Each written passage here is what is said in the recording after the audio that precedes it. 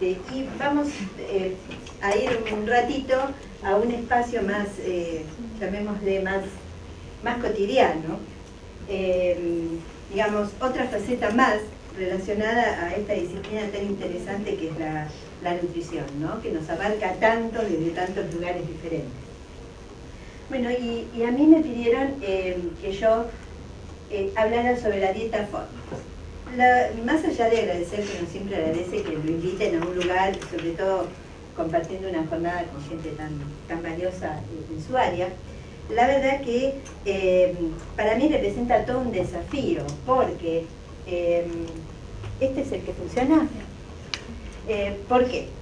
Porque hablar de una dieta con nombre, como esta, dieta FODMAP, no estamos hablando de dieta hipoproteica, sino con un nombre, a pesar de que no sea un nombre propio ni que represente a un sustantivo o adjetivo en sí, ya vamos a ver qué significa esta sigla, en realidad implica algo que no es demasiado afín a mi filosofía de trabajo, que tiene que ver con cosas en general muy rígidas, muy pautadas, muy que uno no entiende demasiado por qué. ¿Será que uno pertenece o se formó en los primeros años con la idea de la dieta de Atkins y todo ese tipo de dietas? Entonces, cuando aparece una dieta con nombre, es como que nos produce una especie de sarpullido, ¿no? De todos modos, me parece que es una buena oportunidad para que, en forma resumida, analicemos esto, que esto es otra moda. Tanto Ángela como otros oradores hablaron del tema de los alimentos sin TAC, libre de gluten, etcétera, etcétera, como una moda, como un signo de prestigio, como un signo de soy saludable si no como pan. Y con la dieta FODMAP no pasa exactamente lo mismo, pero en muchos ámbitos esto va apareciendo, se va imponiendo, y es bueno, digamos, analizar y desmenuzar un poco en qué consiste, para qué se aplica, si sirve o no sirve. Bueno, y la dieta FODMAP, si ustedes lo buscan, se busca en PubMed o en cualquier otro buscador, es una dieta muy relacionada a una entidad, así como Atkins se relaciona con obesidad, la dieta FODMAP con una entidad que es el síndrome de intestino irritable. Entonces vamos a, dividir un poco esto, primero encuadrando qué es el síndrome de intestino irritable, particularmente para los que no son médicos dentro del auditorio, y por otro lado, bueno, hablar un poco de dónde nació, qué consiste, qué pasa con esta dieta. Bueno, el síndrome de intestino irritable entonces se define como un trastorno de tipo funcional, es decir, sin un sustrato orgánico. Vamos a ver que de a poco van apareciendo algunas manifestaciones, pero fundamentalmente se considera de tipo funcional, digestivo, caracterizado por la presencia de dolor o disconfort abdominal, malestar abdominal vago sin ser exactamente dolor, asociado con cambios en la frecuencia y o la consistencia de las deposiciones.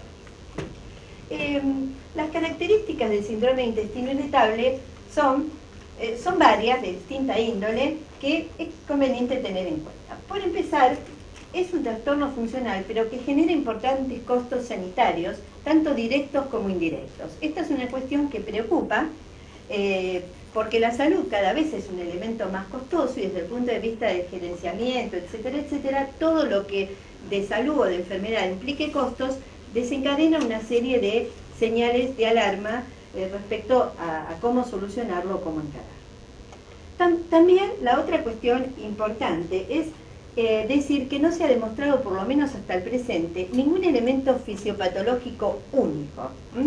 Único en sí, es decir, una relación causa-efecto directa para identificadas, digamos, en el origen del síndrome de intestino irritable.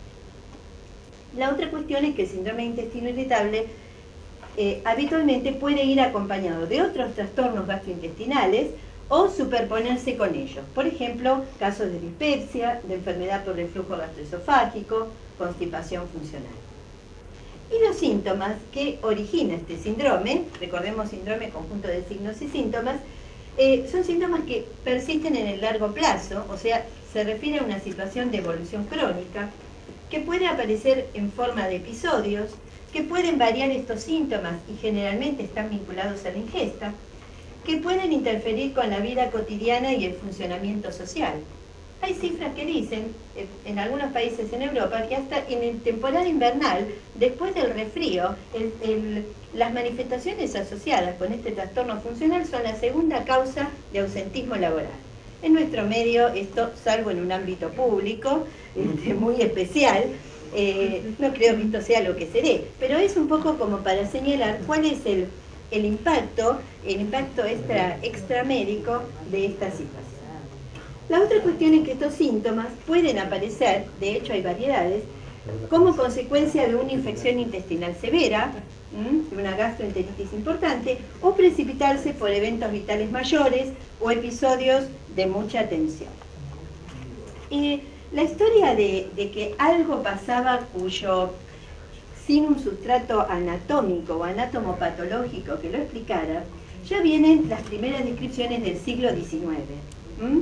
En 1818, 1830, ya algunos autores iban hablando de que había algo que se alteraba la digestión, tratar la estrechez del colon, o sea, conceptos muy vagos encaminados a tratar de identificar la causa de este padecimiento. Quiere decir que no es una situación propia del estrés del fines del siglo XX y del siglo XXI. Quizás en esta época pueda exacerbarse, pero ya en el siglo XIX había historias. Luego, ya en el siglo XX, en las primeras décadas, ya se fue empezando a surgir, llamando a esta entidad por su nombre, colon espasmódico, colon irritable, hasta que finalmente en el año 66 se le da el nombre, la designación de síndrome de intestino irritable. Estos síntomas así tan vagos, era necesario ponerle un límite para encuadrarlo, porque la verdad que son muy pocas las personas que en algún momento, en relación a la ingesta, en relación al estrés, pueden tener dolor abdominal o cambios del ritmo evacuatorio. Entonces, ¿cómo definimos realmente una situación eventual de una situación que persiste en el tiempo? Entonces, en 1986 se reúne un grupo de gastroenterólogos en Roma, en la ciudad de Roma, y entonces empiezan a formar criterios diagnósticos. Estos criterios diagnósticos, que se denominaron criterios Roma 1, se publican o empiezan a aparecer en 1989. Se han ido reiterando y en abril de este año llegamos a los criterios Roma 4, que sirven para definir o digamos, ubicar el contexto de no solo del síndrome intestino irritable, sino de otros trastornos funcionales de tipo digestivo, como por ejemplo la dispepsia. Epidemiológicamente, porcentajes. Prevalencia estimada: Europa, América del Norte, del 10 al 15% de la población. Datos de América del Sur, qué raro, son escasos. Hay un trabajo en Uruguay que habla de un 11% de la población, en una relación 3:1, mujeres-hombres, y en América Latina predomina la forma de colon irritable con constipación sobre la de diabetes. Se presenta entre los 15 y los 65 años de edad, es decir, un rango muy amplio, pero fíjense que la consulta al médico, generalmente, el rango de edades donde más frecuentemente los pacientes consultan es entre los 30 y los 50 años. Pareciera que antes de eso se interpreta como una cuestión de los jóvenes que viven un poco irregular, y más allá de los 50 años empiezan a priorizarse otras manifestaciones y la consulta, por lo menos por esto, es menor. Los criterios diagnósticos Roma 4, entonces, para encuadrar lo que es el síndrome de intestino irritable, es dolor abdominal recurrente, por lo menos un día a la semana en los últimos 3 meses, asociado ese dolor abdominal con 2 o más de los siguientes criterios, relacionados con la defecación, con el cambio de frecuencia en las deposiciones y asociado también con cambios en la forma, es decir, la apariencia de la materia fecal.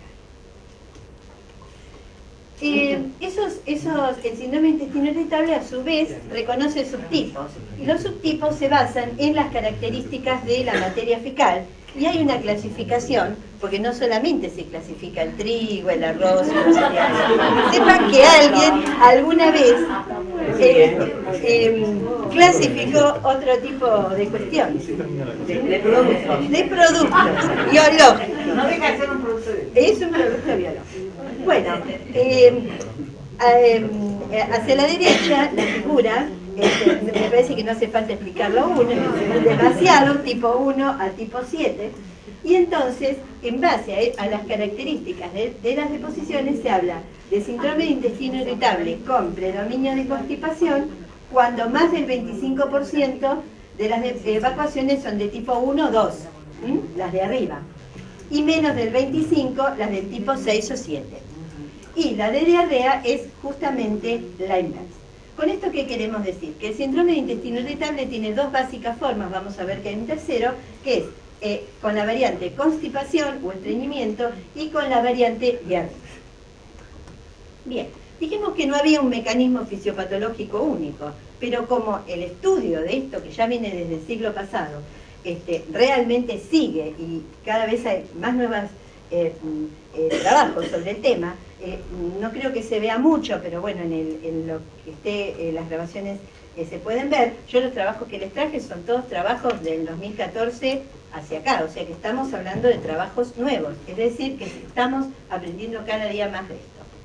No hay un mecanismo único, y si no hay único, ¿cómo va a ser? Múltiple. Entonces, en realidad, sobre el síndrome de intestino irritable hay trasfondo de múltiples variantes. Están las variables de alteraciones sensorio-motoras, que estas en realidad son las más, digamos, las que sobresalen, las que aparecen, y las que en última instancia son las que van a originar los síntomas. Trastornos en la sensibilidad visceral por participación o alteraciones de los quimio-mecanoreceptores, alteraciones en las expresiones de los péptidos relacionados con el dolor, sensibilización neuronal del sistema nervioso central, de nivel periférico. Todo lo que está en signo de preguntas son preguntas que los investigadores se hacen. La disfunción autonómica con predominio del sistema simpático en el caso del síndrome de intestino de la variante diarrea y del tono vagal en la variable constipación. Disfunción del eje cerebro-intestinal. Hace mucho tiempo, cuando yo estudiaba medicina, había 3 sistemas nerviosos: sistema nervioso central, periférico y autonómico. Hoy sabemos que existe un cuarto sistema nervioso, que es el sistema nervioso entérico, que está dado por la complejidad de los plexos nerviosos, tanto intrínsecos como extrínsecos, que tienen una conexión directa con los centros superiores. Inclusive, fíjense que por resonancia magnética, ¿cuál es el cuadradito? Por resonancia magnética se vio diversos patrones de actividad cerebral en pacientes con síndrome de intestino irritable que involucraban la corteza insular, la amígdala y la protuberancia dorsal. Es decir, hay cambios objetivables, fundamentalmente funcionales, pero también de tipo orgánico lentamente van apareciendo, donde señalan una conexión entre sistema nervioso entérico y sistema nervioso central. Cambios o alteraciones en la motilidad, con contracciones más intensas y prolongadas ante estímulos externos. Y fíjense, interesante, la detección del 10 a 20% de malabsorción de ácidos biliares en las formas de síndrome de intestino con forma diarreica. Pero también hay factores psicosociales y factores genéticos. Los factores genéticos se explican por una agregabilidad familiar. Los familiares de pacientes con síndrome de intestino irritable tienen 2 a 3 veces mayores posibilidades de tener un trastorno similar, afecta con mayor frecuencia gemelos, pareciera ser un trastorno genético complejo, poligénico, multifactorial, hasta ahí la base de lo que se ha avanzado. Los factores psicosociales, que generalmente son los más reconocidos públicamente, que tienen que ver con la asociación de este trastorno digestivo con síndromes de ansiedad generalizada, neurosis, depresión, y fundamentalmente el aumento de las tasas de fenómenos de adaptación ineficiente a las situaciones dramáticas. Las situaciones de estrés los dramas o las situaciones de desafío son encarados por cada uno de nosotros de distinta manera. Los pacientes con síndrome de intestino irritable parecieran tener fenómenos de adaptación más ineficientes que aquellos que no lo tienen. También están descritos en asociación trastornos del sueño y fíjense qué interesante, se describe una mayor prevalencia de maltratos, tanto en la edad infantil y abuso sexual, tanto en la edad infantil como en la edad del adulto. Ahí no terminamos. La microbiota intestinal, hoy en día protagonista central de muchos de los trastornos general, de toda índole, también está involucrada. Y acá, bueno, acá tenemos evidencias de cambios en la composición de la microflora, con disminución de la concentración de lactobacillus y bifidobacterium. Vamos a ver que con aumento de bacilos de Campylobacterium, la presencia que denota, digamos, una variedad especial de síndrome de intestino irritable post-infección, que ya tiene, digamos, una entidad propia. Hay respecto a esto varios metaanálisis, dos de ellos bastante recientes, que confirman que 10% de los pacientes que experimentan una gastroenteritis infecciosa aguda, común, pueden presentar en el, digamos, superado el episodio agudo, pueden quedar con síntomas compatibles a síndrome de intestino irritable. Incluso en esos pacientes se ha visto en biopsias rectales y biliares que hay aumento de los linfocitos intraepiteliales, de las células neuroendocrinas y, bueno, se postula entonces si este desarrollo o advenimiento del síndrome intestinal, del síndrome inflamatorio intestinal post-infección, tiene que ver con alguna alteración en la composición de la microbiota intestinal. También es importante el tema del sobrecrecimiento bacteriano intestinal. El sobrecrecimiento bacteriano intestinal, digamos, sería otra manifestación más de la disbiosis, y este sobrecrecimiento podría tener que ver con alteraciones en la función de la motilidad, como la alteración de la fase 3, con fenómenos de inflamación de bajo grado. La inflamación, en parte expresada, presencia de linfocitos, de mastocitos, la inmunidad innata y los beneficios sobre síntomas que se han descrito con el uso de antiinflamatorios y disminución de los síntomas y la hipersensibilidad. Finalmente vamos al tema que más nos ocupa o nos interesa, que es el tema de la dieta.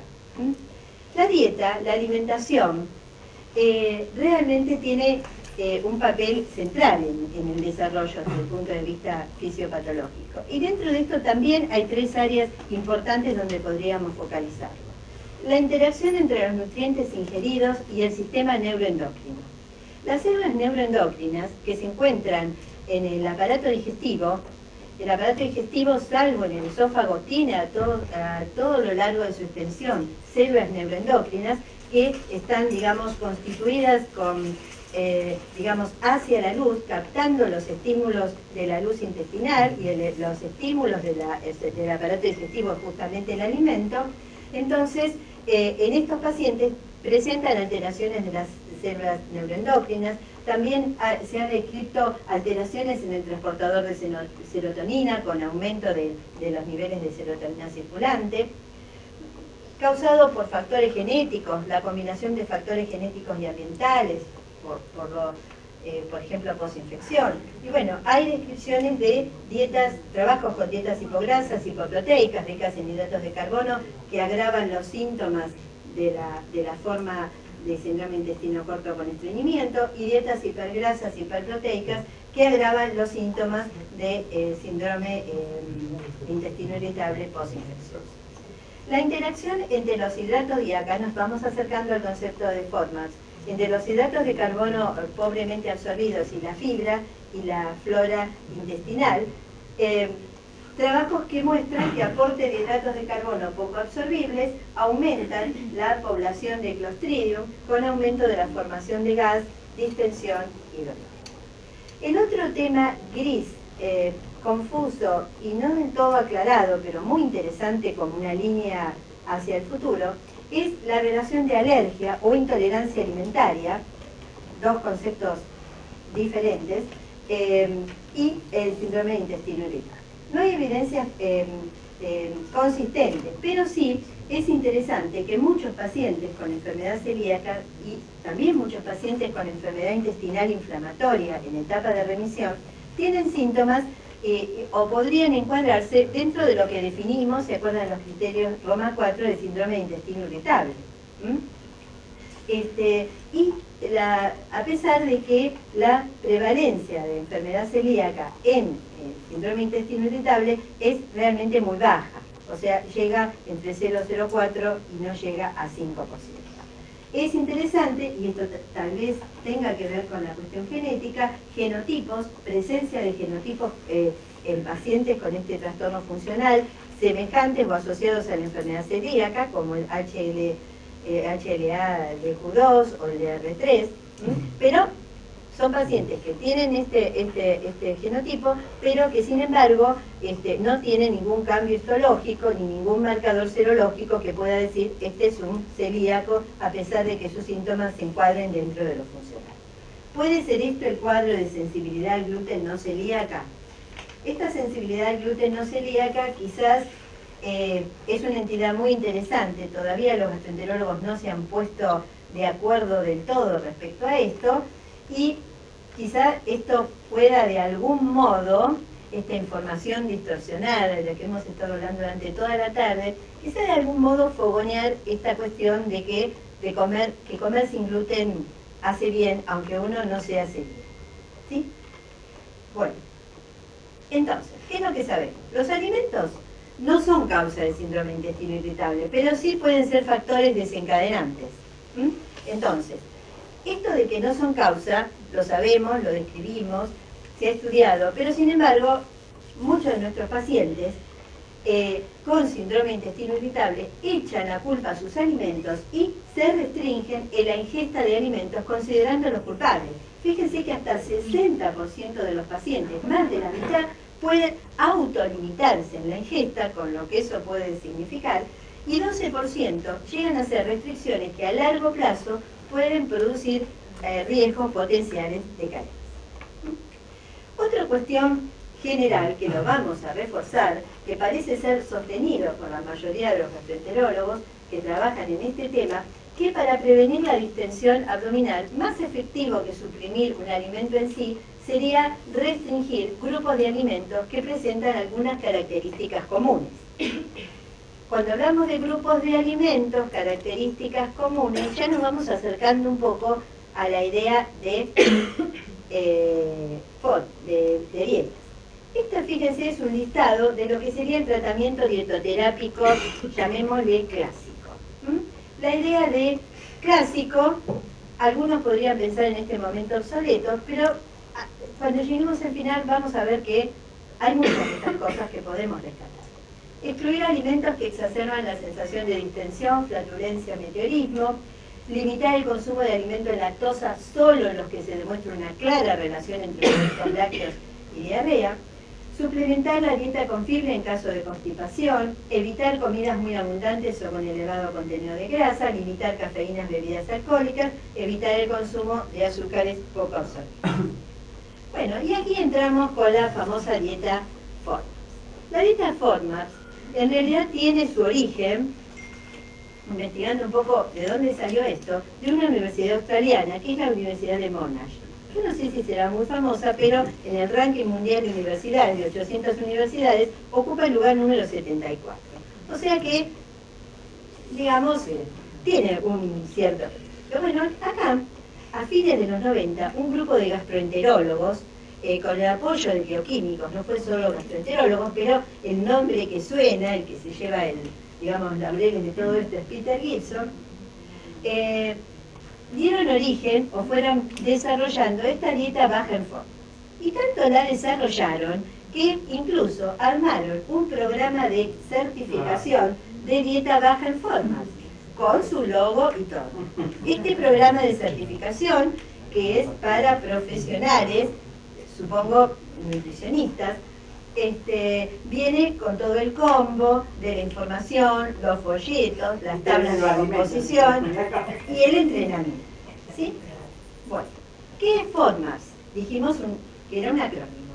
Son las siglas de ese grupo de productos que ¿qué tienen en común? Son mono, di y oligosacáridos fermentables y polioles.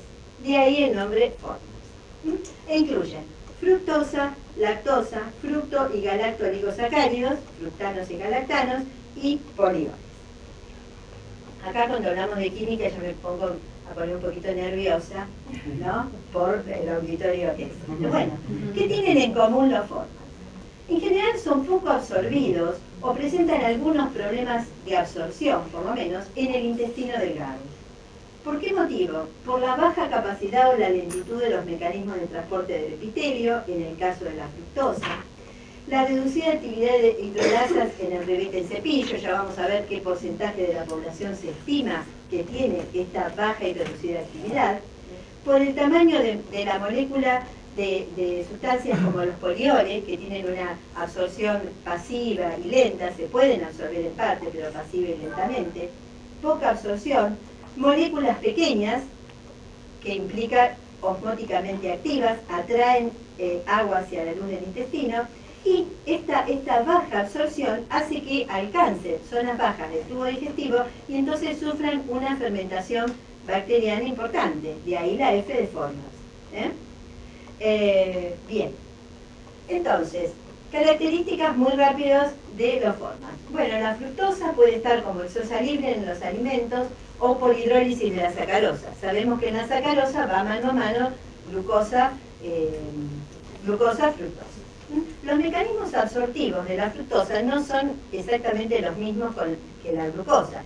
Sin embargo, el más eficiente es el que se obtiene de la fructosa cuando está asociada a glucosa en cantidades equimoleculares, que es a través del transportador glucosa. Hay otro transportador, que es el GLUT5, en la membrana lateral o vasolateral del enterocito, que tiene una baja capacidad y tiene un porcentaje de saturación bajo, con lo cual cuando la carga es muy importante, la absorción no equipara a la carga óptima. Los fructanos, como su nombre lo indica, son polímeros de fructosa, que pueden tener uniones beta-1,2, uniones beta-2,6. En el caso de las beta-1, 2, no existen hidrolasas en el rivete en cepillo, prácticamente no se absorben y 90% van al colon. Las inulinas y los levanos, que son las dos ramas de los fructanos, las que tienen menor de 10 polímeros se denominan fructooligosacáridos, son los famosos FOS. Las nutricionistas saben ahora casi todas las fórmulas de alimentación integral tienen todas FOS, y cuando tienen más son las inulinas propiamente. Y la lactosa, disacárido para el cual tenemos hidrolasas, hay un grado de déficit de lactosa muy variable a lo largo del mundo. La verdad, yo no tengo, personalmente no he encontrado cuáles son los porcentajes de nuestra población.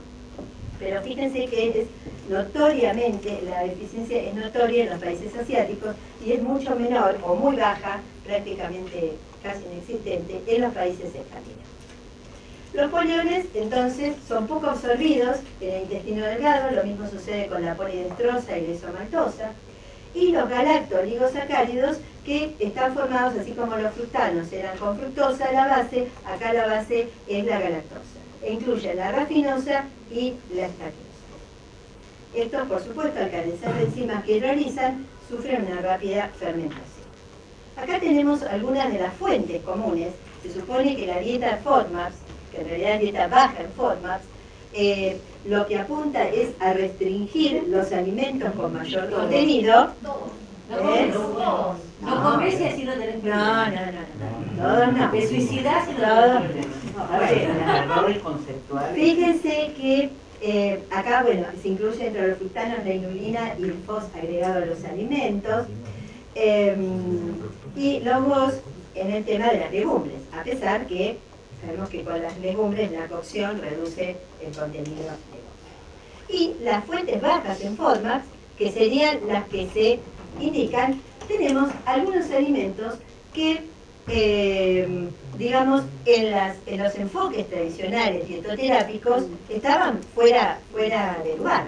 Por ejemplo, los cítricos, que se incluyen, por ejemplo, las papas y las batatas, Bueno, los lácteos, los quesos duros, eso no tiene fructosa. Los granos y harinas son los que se sacan, son los que se permiten, son las harinas y derivados libres de trigo. No de gluten, de trigo. Bueno, como fuentes proteicas, todas las de origen animal. Lógicamente, las legumbres como fuentes proteicas están excluidas porque pertenecen son del grupo de los malos, no de los buenos. Como endulzante, la glucosa, el jarabe de maple. Esto, bueno, hay cosas muy discutidas respecto al tema de composición que después lo vamos a hablar y me parece que la intervención de Ángela va a ser muy interesante. Muy bien. Bueno, entonces, ¿qué hacen los FODMAPs? ¿Y por qué metemos los FODMAPs en esto? Vamos a ver lo que hacen en todos, digamos, una función, una consecuencia de su ingesta y qué aparece en los individuos control, sanos, sin intestino irritable, y qué es lo que aparecen en los pacientes con síndrome de intestino irritable. Hay una serie. Entonces, lo que producen básicamente son dos primeros elementos, dos cuestiones básicas de las cuales se desprenden. Aumento de la presión osmótica en la luz intestinal, aumentan los volúmenes intestinales, esto está, digamos, documentado, inclusive no solamente en las formas diarreicas, porque esto aumenta la motilidad colónica y esto lleva a la diarrea, sino también en las formas de constipación, porque este aumento de volúmenes intestinales frente a una motilidad alterada puede significar retraso evacuatorio. Este aumento de volúmenes también lleva a la distensión abdominal. La otra cuestión básica es que lo que no se digiere, gran parte de lo que no se digiere, va al sustrato de la fermentación bacteriana. Por supuesto que si nos comemos un clavo no va a ser fermentado por la bacteria, pero hablando de hidratos de carbono no absorbibles, entonces van a la fermentación bacteriana y la consecuencia es la formación de gas. La formación de gas lleva a la distensión abdominal, esto libera serotonina y sustancia P, y esto entonces lleva a la aparición de dolor y disconfort. Entonces, esto sería un poco el fundamento de el por qué controlar, reducir, limitar o restringir los FODMAPs. Ahora bien, yo hice este cuadrito un poco para entender un poco y aclarar, separar un poco la paja del trigo, de qué pasa con estos, hablando de trigo, de estos productos respecto a la absorción y respecto a los efectos que pueden tener en las personas, en los controles sanos y en las personas con síndrome de intestino irritable. Fructanos y galactanos siempre son mal absorbidos y siempre producen fermentación. En una persona sin trastornos funcionales del intestino, lo que produce es flatulencia. De hecho, uno de los argumentos o de las causales que lleva al bajo consumo de legumbres es la aparición de flatulencia. Pero la flatulencia, más allá de todo lo que pueda significar de desagradable, de incómodo, no se constituye en un síntoma en sí. Mientras que quien tiene síndrome de intestino irritable, por todos estos fenómenos que hablamos, muchos de ellos de hipersensibilidad de fondo, esa flatulencia se amplifica y se transforma en dolor y disconfort abdominal muy importante. Fructosa y lactosa. ¿Hay malabsorción? Sí, y vamos a ver que justamente el estudio de la malabsorción de cada uno de ellos, confirmar o descartar que el paciente lo tenga, puede ser un elemento central a la hora de pensar, ¿lo limito o no lo limito? ¿Sí? Está descrito el 45% de malabsorción, aún incluso en población adulta. Hay algunos que llegan a hablar de hasta 60-80%, me parece que es un valor muy elevado, pero hay publicaciones que lo señalan. Respecto a la lactosa, ya dijimos que también era muy variable, pero ponemos un término medio, 25% de malabsorción. O sea, son dos formas de hidratos de carbono donde hay un porcentaje de la población que pueden experimentar malabsorción. Los síntomas van a estar en relación a si existe o no malabsorción. Si se absorbe, no van a ser nunca sustrato bacteriano. Los síntomas con la deficiencia, con la malabsorción de lactosa pueden aparecer con el consumo de 7 gramos, o sea, que sería más o menos un vaso de leche, por encima de un vaso de leche. Incluso eso explica por qué muchos pacientes con intolerancia a la lactosa pueden consumir pequeñas cantidades sin tener ningún síntoma. Los polioles ya dijimos, se absorben poco, muy parcial, pasivo y absorción muy lenta. Entonces, paradójicamente, se ha visto que se absorben mejor en pacientes con estreñimiento, con síndrome de intestino irritable, de la forma constipación-estreñimiento, porque el tránsito es más lento. Entonces, ¿por qué los polioles en estos pacientes podrían afectar? Y bueno, por efecto osmótico sumado a un eventual trastorno en la permeabilidad de la mucosa intestinal. Entonces, tener en cuenta, la absorción de fructosa y de lactosa puede pesquisarse. ¿Es conveniente pesquisarla? Sí. ¿A través de qué prueba? La prueba del aire expirado. Mayor formación de hidrógeno, menor absorción de la sustancia estudiada. El hidrógeno expirado surge a partir del proceso de fermentación bacteriana. Hay otras formas indirectas de medir la lactosa, acá están las dosis de prueba. Importante es, supongamos que nosotros descartamos la absorción de lactosa y de fructosa.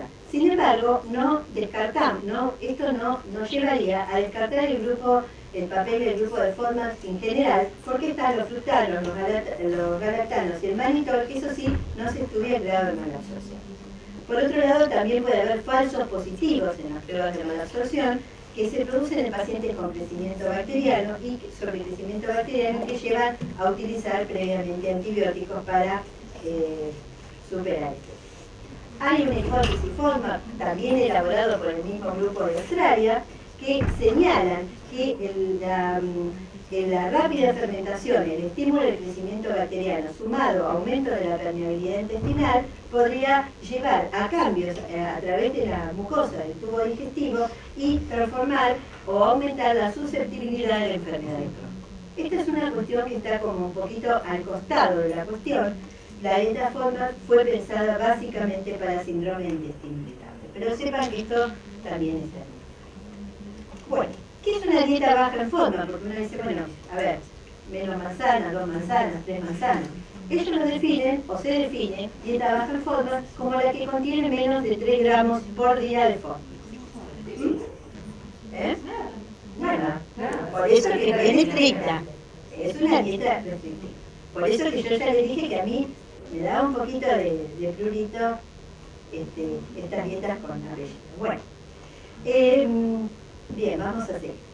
¿Son eficaces? Bueno, hay una serie de trabajos, yo acá les presento algunos, simplemente para que sepan que no es algo que dicen solo los de Australia, porque muchos de estos trabajos, bueno, Gibson lógicamente es el papá de la criatura, pero todos los demás no. Son trabajos nuevos, como ya les decía, 2014, 2015, de muy reciente publicación, que señalan efectos positivos. Vamos a ver que también señalan algunas, el lado B, o uno de los lados B de la dieta FODMAP, que me parece que es uno de los más interesantes.